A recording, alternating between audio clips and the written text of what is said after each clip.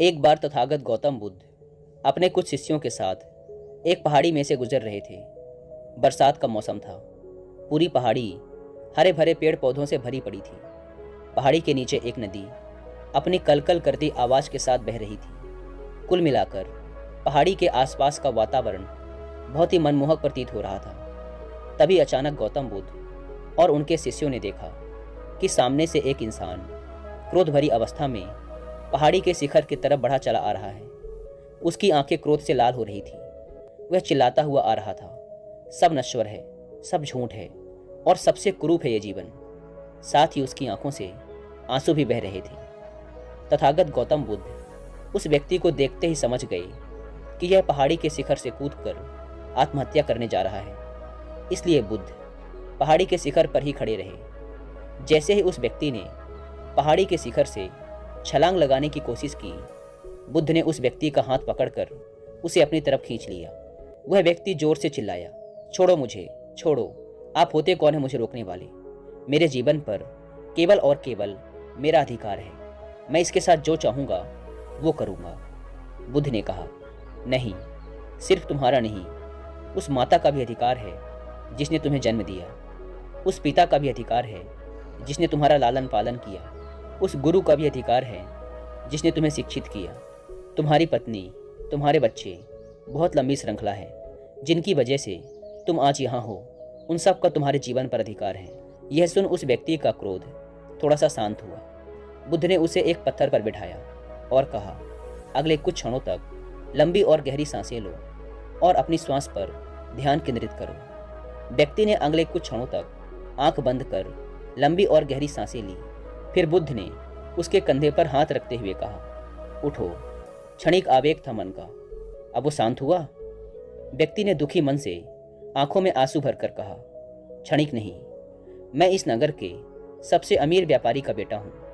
मैंने अपने जीवन में सब कुछ पाया, सुख, धन, ऐश्वर्य, काम वासनाओं की पूर्ति, लेकिन वो सब क्षणिक था। जब भी अपने अंदर झांक कर देखा, एक गहन अंधकार ही पाया, बहुत ही गहरी पीड़ा पाई और बहुत ही सूनापन पाया। अब तो इस जीवन से कोई लगाव ही ना रहा। अब तो मुझे इस जीवन को जीने का कोई सार ही नजर नहीं आता। यह सुन बुद्ध ने कहा, इच्छा जब तड़पती है तो हमें लगता है कि जब वो पूर्ण होगी तो हम तृप्त हो जाएंगे, परंतु जैसे ही इच्छा पूर्ण होती है हमारा मन फिर से शून्यपन से भर जाता है। जानते हो क्यों? जब इच्छा की कामना थी तो वो हमारे लिए एक स्वप्न था। जब इच्छा पूर्ण हुई तो अंतर्मन समझ गया कि ये भी एक स्वप्न ही है, एक क्षण भी ना पकड़ सके और हाथों से फिसल गया। यह सुन उस व्यक्ति ने बुद्ध से पूछा, तो क्या इस जीवन में कुछ भी अनश्वर नहीं है? क्या कुछ भी ऐसा नहीं है जो अविनाशी हो, जो हमसे छूट न सके? बुद्ध ने कहा, है। बाहर के सुखों को भोगने की इच्छा को खत्म करो। बाहर भागते रहने से कुछ नहीं होगा। जीवन से घबरा, उससे दूर भागने से भी कुछ नहीं होगा। तुम्हें अपनी जीवन यात्रा अपने अंदर की तरफ मोड़नी होगी, वहीं तुम्हें शांति मिलेगी, ऐसी शांति जिसे कोई नष्ट नहीं कर सकता। उस व्यक्ति ने बुद्ध के सामने हाथ जोड़ लिए और कहा, कौन हैं आप और आप ये सब कैसे जानते हैं? बुद्ध ने कहा, इस जगत के लोग मुझे बुद्ध के नाम से जानते हैं और अभी जिस मार्ग में तुम भटक रहे हो, बरसों पहले मैं भी उसी मार्ग में बहुत भटका हूँ, लेकिन अब मैं इन सब दुखों से ऊपर उठ चुका हूँ। यह सुन उस व्यक्ति ने बुद्ध की तरफ बड़े ध्यान से देखा। बुद्ध के चेहरे का अद्भुत तेज देखकर वह बहुत प्रभावित हुआ। उसने कहा, बुद्ध, मैंने आपसे सुंदर व्यक्ति आज तक नहीं देखा। यह सुन बुद्ध ने कहा, इतने समय से मैं तुम्हारे सामने ही खड़ा था, लेकिन तुम मुझे देख न सके क्योंकि तुम्हारी आंखें क्रोध में अंधी होकर हर तरफ केवल अंधकार ही देखना चाहती थी।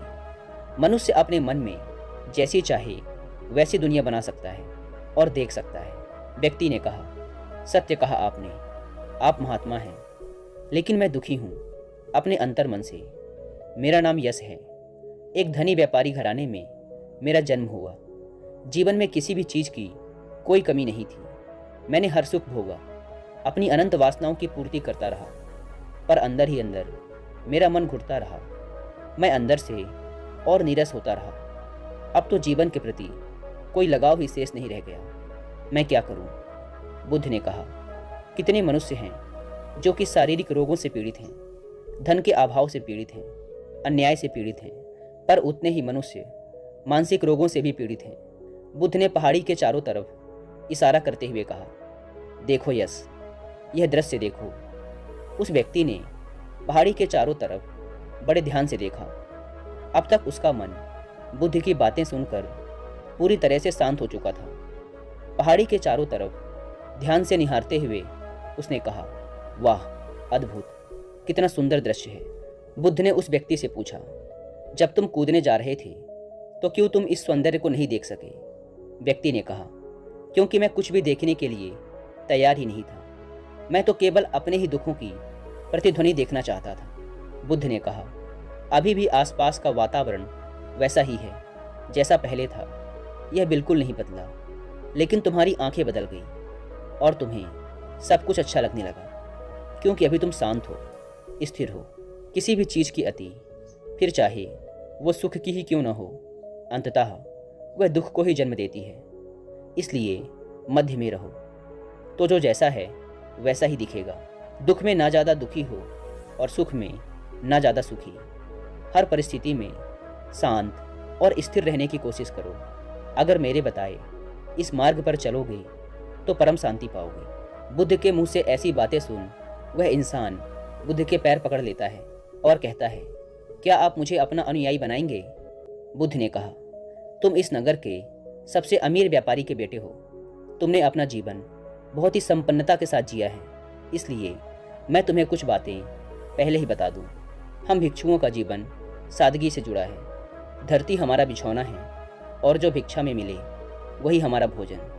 व्यक्ति ने कहा, जहाँ मेरी चेतना का ही अस्तित्व ना बचे, मैं उस तपस्या के लिए भी तैयार हूँ। बुद्ध ने कहा, हर वो इंसान जो इस पृथ्वी पर जन्मा है उसे परम ज्ञान पाने का अधिकार है। बस पहला पग उसे उठाना है। व्यक्ति ने हाथ जोड़कर कहा, बुद्ध, मैं तैयार हूँ। बुद्ध ने कहा, तुम अपना शीश कटवा सकते हो? व्यक्ति ने कहा, मैं अपना शीश देने के लिए भी तैयार हूँ। बुद्ध ने कहा, शीश देने की बात केवल एक प्रतीक मात्र है। शीश देने को वही तैयार होता है जो अपने अहंकार का शीश काट अपने गुरु के चरणों में रख सके। उस व्यक्ति ने बुद्ध के चरणों में अपना सिर रख दिया। बुद्ध ने उसे आशीर्वाद दिया और वह व्यक्ति बुद्ध के शिष्यों के साथ मिल उनके साथ ही आगे बढ़ चला। दोस्तों,